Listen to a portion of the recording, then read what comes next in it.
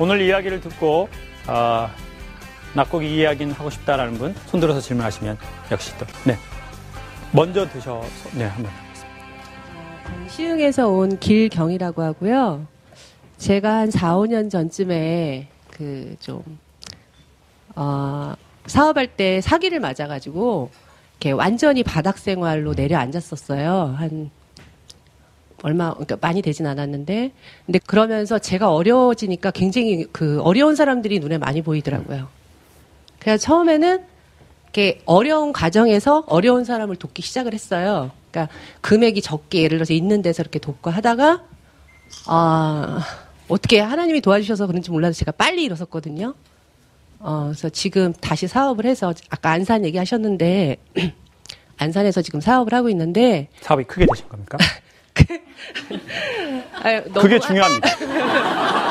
사업의 규모가 얼마나 잘 되는지가. 되고 있습니다. 네? 규모가 잘 크게 되고 된 겁니까? 있고요. 근데 잘 됐고요. 여지까지 잘 됐는데, 요즘 경기가 많이 어렵잖아요. 근데 제가 돕던 곳들이 이렇게 늘어나게 된 거예요. 처음엔 한 곳을 돕다가 이제 8곳, 9곳, 10곳 막 이렇게 늘어나게 됐어요. 근데 이제 돕다 보니까 제가 어렵다고 해서 손을 놓을 수가 없더라고요. 근데 지금 몇 달 전부터 굉장히 경기가 안 좋아가지고 사업체도 지금 좀 많이 어려운 상황이 됐어요. 근데 주변에서 뭐라고 저한테 얘기를 하시냐면 너부터 먼저 구해라. 집도 지금 사실 월세를 살고 있거든요. 그러니까 남들이 볼 땐 제가 사업은 커졌는데 집은 월세라는 건가요? 집도 월세고 공장도 월세입니다. 근데 이거 아니네요. 이건 아니야. 이거 근데 결정적으로 아니야. 이건. 중요한 건 저는 굉장히 행복하게 여태까지 살았거든요. 근데 지금 제가 굉장히 딜레마에 빠져 있어요. 질문하시고 싶은 걸 한 문장으로 하면 어떤 걸 질문하고 그러니까 싶습니까? 제가 지금 잘 살고 있는 건지 이렇게 살아가는 것이 제 자신을 잘 챙기지 못하면서 아까 얘기하신 것처럼 제 자신의 금전적인 어떤 것도 잘 챙기지 못하면서. 오케이, 좋습니다. 네. 전 그럼 이렇게 얘기하고 싶습니다. 저도 그 질문에 대해서 제 스스로 생각을 해봤습니다. 저는 지난 10년 동안 후회 없이 남을 도왔습니다. 저희 실장에게도 후회 없이 제 피를 다 토해냈습니다. 새벽 1시, 2시까지. 그래서 제가 쪽쪽 빠지고 실장은 살이 디룩디룩 찐 겁니다.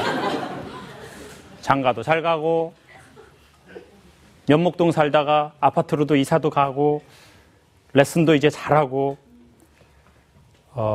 그리고 3명의 실장이 3년 정도씩 있었는데 저는 제가 이렇게 힘들어진 가장 큰 이유 중에 하나가 제가 그 실장 3명한테 제 가족에게도 하지 않은 에너지의 100배를 썼습니다. 전 제 피를 다 토해냈고 제 모든 것을 다 걸었습니다. 왜냐, 제가 제일 잘할 수 있는 게 교육이었기 때문에. 전 제가 제일 잘할 수 있는 게 가정이 아니었었어요. 교육이었기 때문에 저는 제가 교육으로서 남을 도울 수 있는 걸 다 도운 겁니다.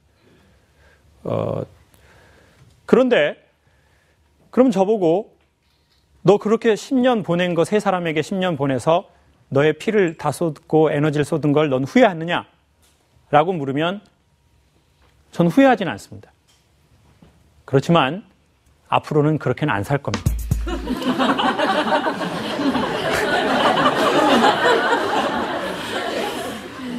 그래서 제가 실장에게도 얘기를 했습니다. 실장님 뒤에 계신데요?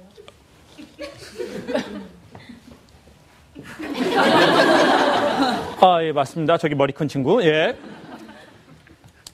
그래서 제가 얘기했습니다. 당신이 마지막이다.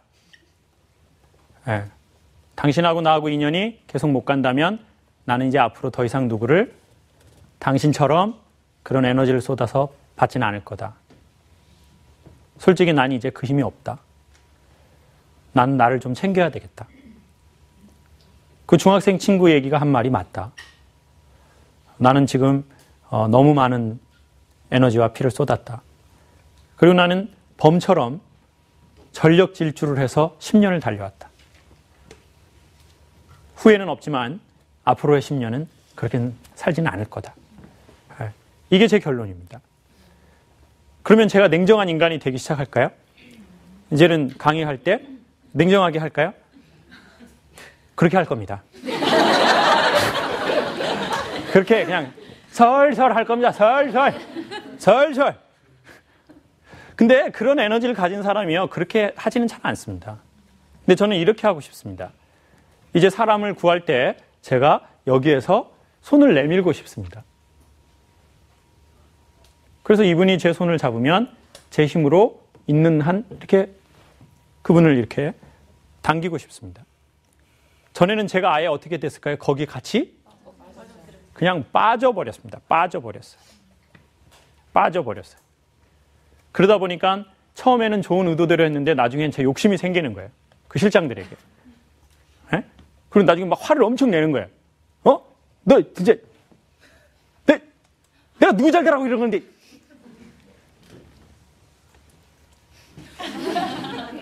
이런 표정을 어디서 많이 봤나요?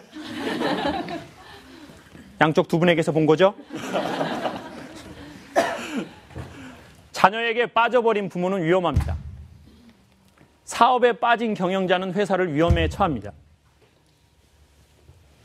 경영자는 회사에게서 나와서 회사를 볼 줄 알아야 하거든요. 근데 이제 그 사람이 거기 빠져 있는 거죠. 네. 사랑에 빠지면 위험해집니다. 사랑에 빠지고 끝이 좋은 적은 거의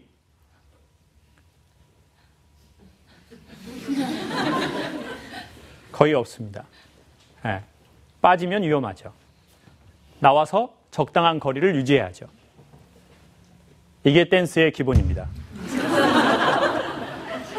그 적당한 거리가 가장 가까워지는 장르를 우리는 부비부비라고 합니다. 부비부비 거리 유지. 닿으면 안 돼요. 거리 유지해야 돼요. 자, 거리를 유지해야죠. 네. 왈츠를 추려면 계속 적당한 거리를 유지해야 합니다. 근데 인간은 건강하지 못하면 거리를 유지하는 능력이 떨어지게 되어 있습니다. 네. 그래서 저는 그렇게 소개하고 싶습니다. 선생님이 앞으로 두 가지 방법이 있으시겠죠. 지금처럼 힘들지만 계속 그렇게 사실 건지, 아니면 다른 방향을 선택하실 건지. 근데 저는 추천하고 싶은 건 이겁니다. 후회와 원망이 될 것 같으면 하지 마시라는 겁니다. 근데 그렇게 돕지 않는 것이 후회와 원망이 될 것 같으면 그렇게 도우십시오. 선택은 당신의 무슨 프로그램 같네요. 선택은 당신의 몫입니다. 선택은 소비자의 것. 자, 무엇이 후회와 원망과 그것이 남을지를 우리는 객관적으로 생각해 보면 좋을 것 같습니다. 여러분도 여러분을 좀 지키십시오. 네. 남자분들 영상에 빠지지 마십시오. 가끔 보는 걸로 족합니다. 그리고 아내분들 남편의 컴퓨터 제발 뒤지지 마십시오. 뒤져서 좋을 거 없습니다. 뒤진 적 있나요, 어머니? 할 줄 몰라요. 할 줄 몰라요? 남편분, 얼씨구나! 얼씨구나! 아내가 모른다! 검색할 줄. 이렇게. 자, 또 다른 질문 있는 분?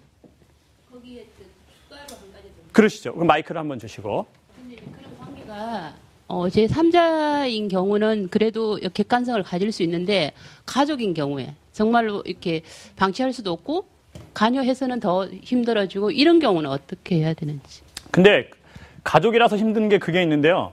만약에 예를 들어서 저희 어머니나 아버지는요, 이런 게 있어요. 제가 처음에 이제 부모님을 도와야 되겠다는 마음이 생겼지 않겠어요? 근데 이제 엄마가 이제 빚이 있다는 거예요, 빚.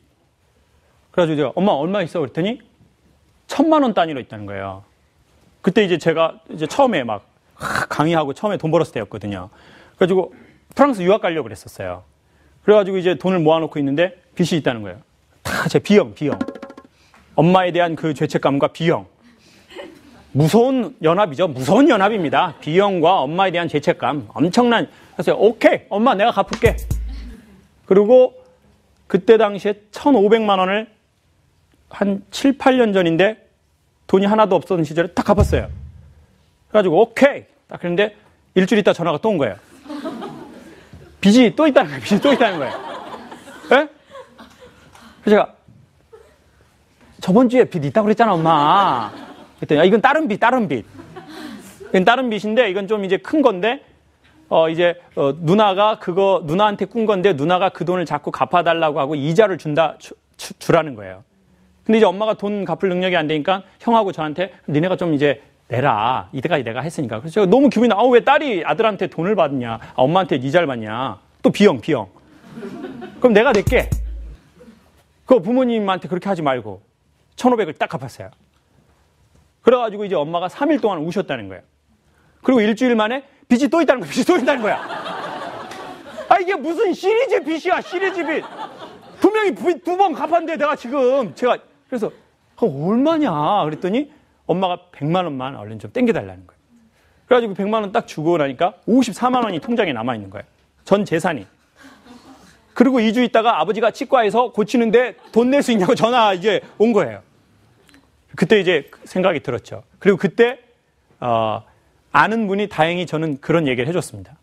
김 선생님, 그때 이제 결혼 안 했을 때였던 것 같아요. 김 선생님, 아들이 효자면요, 나중에 누가 고생하는지 아십니까? 네, 며느리 엄청 고생해요. 그러면 나중에 이제 아들이 원래 10만 원 줘야 될 거 20만 원 주면 결혼해서 15만 원 주면 칭찬 안 받습니다. 들어와가지고 우리 아들이 얼마나 착한 애였는데 어디서 역마살기 들어와가지고 전생에 죄가 뭐가 나무로 뗄까 마던 집에서 자란 우리 아들을 망쳐. 그래가지고 결국은 모든 관계가 다 파탄난다는 거예요. 그래서 제가 그러면 그분한테 그럼 어떻게 해야 되겠습니까? 했더니 매달 돈을 정하고 드리세요 이러더라고요. 정해진 날짜에. 그래서 그때부터 용돈을 드리기 시작한 거예요. 매달. 작게 이렇게. 한 5천만 원이라도 이렇게 어머니 쓰시라고. 그럼 다 그 정도 쓰잖아요. 노인들이 한 월 5천 원 쓰시잖아요. 엄마, 채널도 사셔야 되고, 모피도 사야 되고, 그래가지고 이제 월에 딱 정해서 드리기로 한 거죠. 근데 그때 마음이 아프더라고요. 내가 어머니 돌아가실 때까지 죽을 때까지 다 책임을 져야 되지 않나? 이 생각이 들더라고요. 그런데 이제 딱 그렇게 선을 딱 긋고 하니까 엄마도 엄마 삶을 타시더라고요. 여러분 걱정하지 마십시오. 우리 없으면 죽을 것 같은 그 사람들 죽지 않아요. 사람 웬만해서는 안 죽어요. 우리가 웬만해서 죽습니까? 여러분 살이 웬만해서 안 빠지는 거하고 똑같은 거예요. 그게 빠져요? 다이어트를 얼마나 했는데 소수만 빠지지 대다수는 안 빠져요. 우리가 없으면 죽을 것 같다는 그 여자 죽었나요? 딴 놈 만나서 좋아 죽어요. 안 죽어. 자기의 마음이 못 견디는 것뿐이에요. 그리고 계속해서 그렇게 할 수 없으면 선을 그으십시오. 선을 긋는다는 건 포기한다는 게 아닙니다. 우리의 거리를 유지한다는 뜻이죠. 동물원에 가면 그렇게 돼 있죠. 동물원 가보셨어요? 사자우리나 곰우리 같은 거, 사자우리에는 그 앞에 뭐 있어요? 중간에 이렇게 코끼리하고 사람 사이에 이렇게 있어요. 지금 여러분하고 저하고 똑같다고 보시면 돼요. 네? 걔네들하고 항상 이렇게 이 공간이 있어요. 못 넘어오게. 왜냐? 코끼리가요, 자기가 기분 나쁘면 가까운 데 있으면 이렇게 때리거든요. 그러니까 이제 그걸 주는 거죠. 전 사람에게도 이게 필요하다고 생각해요. 남편하고 가까워지고 싶으면 남편하고 거리를 유지하십시오. 남편의 컴퓨터에 뭐가 있는지를 다 아는 게 남편과 가까운 게 아니고, 우리 딸이 오늘 어떤 일기를 썼는지 엄마가 다 아는 것이 딸과 가까운 것이 아니죠. 모든 걸 알 필요는 없습니다. 알면 더 멀어지는 게 세상엔 많습니다. 남편의 카톡 보는 것이 그게 가까워지는 것이 아닙니다. 한 번의 카톡으로 이혼을 낳을 수도 있습니다. 아버님 엄청 크게 동의하시네요. 오늘 잘 왔구나. 내가 하고 싶은 말을 다 해주는구나. 아유, 기분 좋아라. 거리를 좀 유지하십시오. 붙어있는 게 어떻게 가까운 겁니까? 가까우면 더 안 보입니다. 그러면 부모님을 예를 들어서 어머니와 아버지의 관계가 있으시잖아요. 그러면 이제 객관적으로 봐도 아버지가 행동을 올바르게 하시는 건 아니시잖아요. 그걸 고치고 싶은 이제 어머니의 마음이 있는데 그거를 이제 고치질 못하고 계속 어떤 그런 안 좋은 행태로 이제 표현을 자식들한테 하거나 하는데, 그러면 제3자가 보거나 어쨌든 엄마의 입장에서도 아버지의 잘못된 행태를 어떻게 고쳐주고 싶어요. 본인 어떤 배우자나 그런 잘못 행동을 뭐 게을렀다거나 그런 것들. 근데 그거를 그렇게 해도 변하지를 않으니까 그렇다고 무시하고 살기에는 또 너무나 고통스럽고 그런 경우는 어떻게 그 글이라는 저도 그 글이를 가져야 되고 뭔가를 해야 된다는 생각은 하지만 아버지가 그러십니까? 어머니가 그러십니까? 그게 아니고 그게 아니고 아버지인가요? 그게 아니고 아버지네요. 그게 아니고 아버지네요. 그게 아니고 아버지네요. 오케이, 좋아요. 이제야 얼굴이 피셨어요. 그게 아니고 아버지예요. 자, 저희 아버지도 ING입니다. 내일 모레 80인데 아버지는 거의 안 바뀌셔요. 그러니까 제가 보기엔 먼저 안 바뀐다는 것을 알고 시작하는 게 좋은 것 같아요. 아, 사람은 잘 안 바뀐다. 그리고 바꾸려고 해서도 안 된다. 그리고 변화는 만남에 대한 결과물이지 변화를 주려고 하는 행동은 이미 변화를 더 멀어지게 할 뿐이라는 거예요.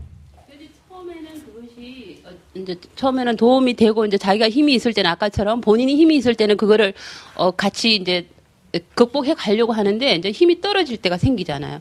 나의 힘이요? 그렇죠. 제 힘이 이제 그거를 이해도 해주기도 하고 뭐 어떻게 하다가 힘이 떨어졌을 때 그때는 어떻게 해야 됩니까? 나도 또 누군가의 도움을 받아야죠. 그렇죠? 이런 단체에 와서 도움을 받든 저도 또 누군가의 도움을 받아야 합니다. 그리고 우리는 생각하게 되겠죠. 세상은 일방적으로 돕는 게 아니라 결국 순환한다. 공기처럼 물처럼. 그리고 이게 어느 날 어떤 이유로 멈춰질 때 문제가 생긴다는 거죠. 강한 압력을 갖게 되거나 아니면 썩어버리거나. 그러니까 이제 겸손하게 남을 맨날 도와주려고 하지 말고 겸손하게 무릎을 꿇고 도움을 바라야 되겠죠. 그리고 이미 이전부터 누군가가 나를 돕고 있었고 세상이 우리를 돕고 있었고 우리는 많은 사람의 도움으로 우리 지금 여기 와 있다는 것을 인간은 그때 인식하게 되어 있습니다. 그러면 내 아버지에 대한 것도 조금 더 너그러워지는 건 사실입니다. 저 사람이 뭐 궁극적 문제가 아니라 다 그런 과정이라는 것을 조금 저희가 인식하게는 될 것 같습니다. 다른 분 질문 계십니까? 네, 우리 저 뒤에 있는 분 마이크 한번 주시고요. 목동에서 온 박세경이라고 하고요. 저는 이제 행복하다라고 생각하면서 사는 사람 중에 하나거든요. 많이 웃고 감사해하고. 근데 가끔씩은 친구들이 그런 모습을 보면서 가식적이라고 얘기를 해요. 그러니까 15년 된 친구들, 뭐 오래된 친구들이 보면서. 근데 가식적이라고 생각해서 웃는 게 아니라 정말 즐거워서 웃는데 어느 순간에는 조울증 같은 건 아닌데 너무 이렇게 밑으로 내려가는 느낌이 드는 거예요. 보면 이제 교수님처럼 좀 힘들어질 때가 이제 온데 친한 친구들은 같이 그걸 보잖아요. 근데 겉면에서 이렇게 제가 교수님 보기에는 밝아 보여, 에너지가 넘쳐 보여 그러지만 그 삶이 맞는지 잘 모르겠어요. 그러니까 밖에서 웃고 떠들고 얘기하고 행복하다라고 웃고 근데 안에서는 내가 힘들고 이렇다는 거 이게 그러니까 어떻게 보면 남이 보면 가식이잖아요. 그쵸? 선생님 안은 막 힘들고 그러는데 겉은 막 밝은 척 하세요? 근데 또 즐겁기도 해요. 내면으로는. 즐겁기도 하고? 네. 근데 광녀라는 게 있거든요.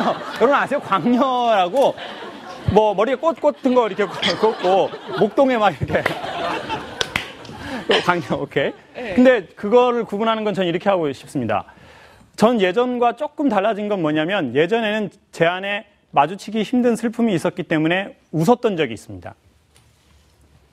이렇게 제가 그 슬픔을 마주할 능력이 없으니까 제가 웃거나 떠들어버리거나 행동을 막 해버리거나 자버리는 거예요. 왜냐하면 차분해지면 그것과 마주한다는 걸 나도 알고 있기 때문이죠. 그런데 저는 그러면 행복이라는 것에 대해서 조금 다시 정의하고 싶습니다. 행복은 늘 기분 좋은 상태는 아니라는 거예요. 늘 기분 좋고 늘 고맙고 늘 감사하고 늘 감격해하는 그 상태가 전 행복이라고 생각하지는 않습니다. 어떻게 그 상태가 계속 유지될 수 있겠습니까? 아침에 감사, 점심에 행복, 저녁에 막 봉사 막 이런 거 쉽지 않습니다. 근데 오히려 행복은 자기에게 찾아온 힘듦을 건강한 마음으로 바라보고 그것과의 관계를 유지하려고 하는 게 저는 더 오히려 괜찮은 상태인 것 같습니다. 그래서 사실 전 개인적으로 그 행복이라는 단어를 강의에서 거의 쓴 적도 없고 뭐 행복합니다 이렇게 말한 적 없고 행복하십시오라고 한 적도 없습니다. 제가 굳이 쓴다면 제가 예전부터 써왔고 앞으로도 쓰고 있는 것은 뭐냐면 건강이라는 단어입니다. 그래서 제 사인에도 보면 뭐라고 제일 많이 하냐면 책 사십시오라고 이렇게 많이 합니다. 책 사십시오, 엽서에다가 사인 받지 마라 이렇게 많이 하는 게 아니라 제가 제 이름하고 그냥 건강하십시오라는 말을 제일 많이 하고 있더라고요. 근데 그 건강이라는 게 무엇이겠습니까? 사고가 없었던 것이 건강이 아니라 사고가 났고 사고가 생겼는데 그것과의 좋은 관계 맺음. 그래서 또 우리에게 생기는 고마움이나 경이로운 깨달음이나 뭐 이런 것들. 그렇지만 때로는 살다가 우리에게 왜 슬프고 힘들고 고통스러운 일이 없겠어요. 그거를 대처하는 방식, 이런 것들이 중요하다고 생각합니다. 그것이 왔는데 자꾸 그걸 감추려고 계속 웃거나 막 이렇게 할 수는 없거든요. 제가 힘들어 보이는데 왜 이 쇼를 계속 하는지 소개하겠습니다. 저도 생각을 했죠. 그래, 힘들어 보인다는데 오케이, 퍼플리쇼 그만할까? 오케이, 이제 그만하고 다른 데 가서 다른 쇼 해야 되겠어. 방청객을 철저하게 골라받아야 되겠어. 아줌마들 안 돼! 못 오게 해야지. 그런 생각도 많이 해봤는데 최근에 저한테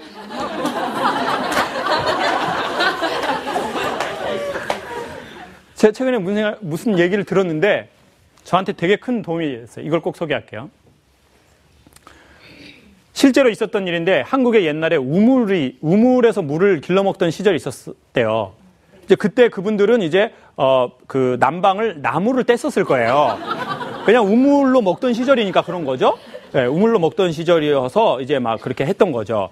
그래가지고 그런데 이제 어느 날 요즘도 그런 치정에 의한 살인 사건이 있다고요.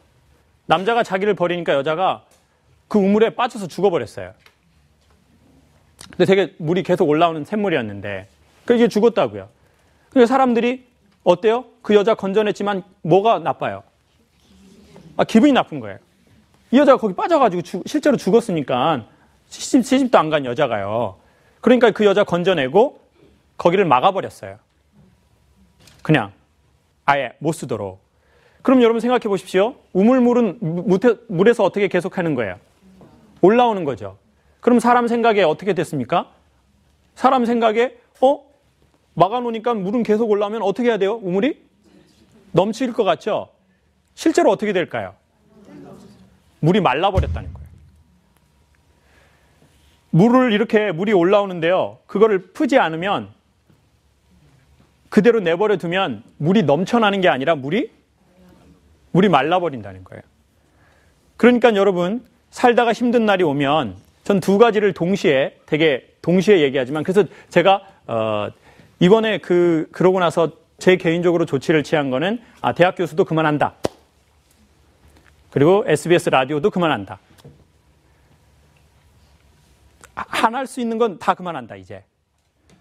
그리고 마지막으로 이제 방송 2개나 하나만 남긴다.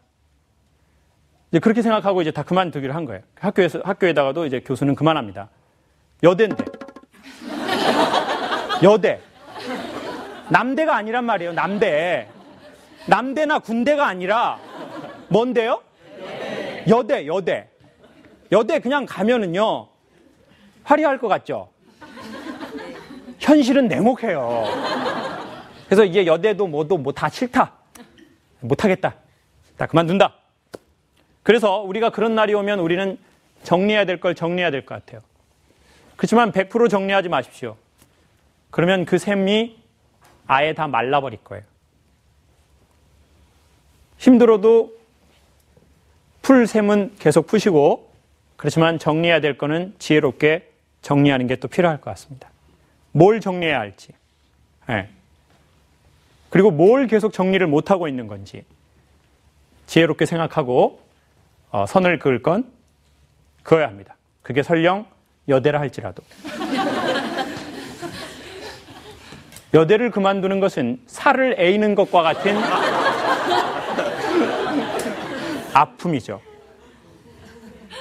남자분들은 다 인식하실 겁니다. 저놈이 미쳤나? 그거 놔주라! 아이씨, 내가 하고 싶다, 여대. 그런 살을 내이는 고통이 있어도 그러시고, 그렇지만 거기에서 그 우물을 닫지는 마십시오.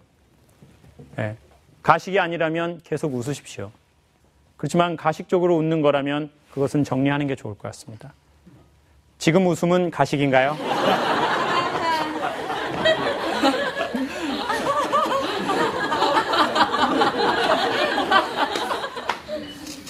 오케이, 좋습니다. 여러분, 삶을 즐기려면 배우고 익혀야 한답니다. 세상의 모든 장르는 즐기려면 배우고 익혀야 합니다. 레오나르도 다빈치의 이야기처럼 사람들은 아는 것이 적으면 사랑하는 것이 적다고 그랬습니다. 그래서 결국 사랑이 풍부해지려면 새 오빠를 만나야 되는 게 아닙니다. 사랑이 풍부해지려면 알아야 합니다. 알 때 사랑이 깊어지고, 사랑이 깊어지면 더 알고 싶은 겁니다. 그래서 우리가 우리의 남편을 알고 싶어 하지 않는 겁니다. 너는 너대로 살아라. 나는 나대로 산다. 삶도 마찬가지 아니겠습니까? 저희가 어렵고 힘든 시기를 겪고 또 못 일어날 것 같은 고비를 겪더라도 그 모든 것들에 대해서 알고 또 객관적으로 서로 배워가고 그런 인원 문화가 확산되다 보면 훨씬 저희의 삶을 저희가 사랑할 수 있을 거라고 생각합니다. 힘든 상황에서도 사랑이 될 것입니다. 완벽한 형태의 행복이 아니라 힘들지만 그 힘듦과 조금 더 괜찮은 관계를 맺어갈 거라고 생각하고, 그러다 보면 환경도 바뀔 확률이 매우 높다고 생각합니다. 여러분, 오늘은 특별히 우리 강사를 위해서 박수치지 마시고요. 토요일 이 황금 같은 시간 무엇인가를 위해서 이 자리에 와서 한 3시간 동안 무언가에 집중한 자기 자신을 위해서 박수치고 마치시죠. 고맙습니다.